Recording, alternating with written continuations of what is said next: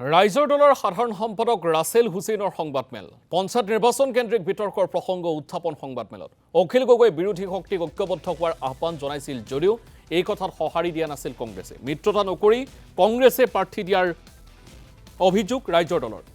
অখিল গগৈক ৰাজনৈতিকভাৱে দুৰ্বল কৰাৰ চেষ্টাৰো অভিযোগ কংগ্ৰেছৰ বিৰুদ্ধে ৰাইজৰ দলে নিষ্ঠা সহকাৰে প্ৰতিদ্বন্দ্বিতা কৰিছে ৰাইজৰ দলত ধনৰ লেনদেনৰ কথা ওলোৱা নাই কংগ্ৰেছৰ খবৰহে ওলাইছে বুলি মন্তব্য ৰাছেল হুছেইনৰ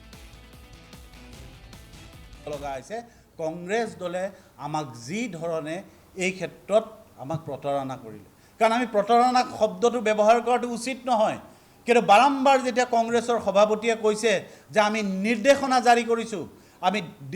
জিলা পৰ্যায়ৰ নেতৃবৃন্দক নিৰ্দেশনা জাৰি কৰিছোঁ মণ্ডল কংগ্ৰেছক নিৰ্দেশনা জাৰি কৰিছোঁ সেই নিৰ্দেশনা জাৰি কৰাৰ পিছতো কিন্তু তেওঁলোকে যি উভতগুৰে তেওঁলোকে কোনো সঁহাৰি নিদিয়াকৈ তেওঁলোকে ছটা শিৱসাগৰৰ জিলা পৰিষদতে প্ৰাৰ্থী প্ৰক্ষেপ কৰিলে ইয়াৰ পৰা স্পষ্ট যে তেওঁলোকৰ উদ্দেশ্য কেৱল অখিল গগৈ ডাঙৰীয়াক ৰাজনৈতিকভাৱে দুৰ্বল কৰা নিশাই অহৰহ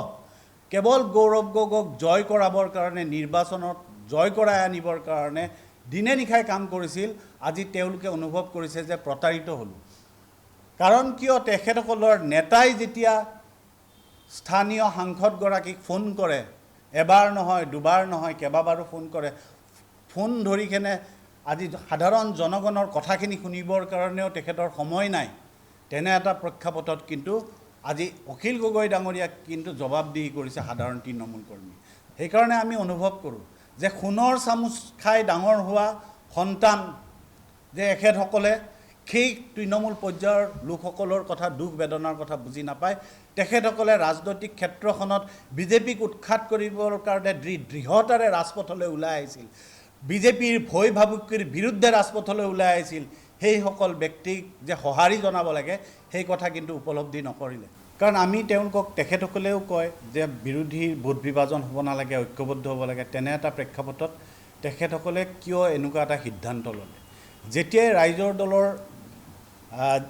জিলা নেতৃত্বই কংগ্ৰেছ দলৰ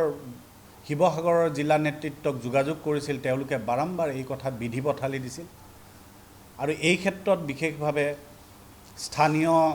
সাংসদ গৌৰৱ গগৈ আৰু বিৰোধী দলপতি যিগৰাকী দেৱব্ৰত শইকীয়া তেখেতেও শিৱসাগৰ জিলাক প্ৰতিনিধিত্ব কৰে তেখেতেও এই ক্ষেত্ৰত বিধি পথালি দিয়া দেখিছোঁ লগা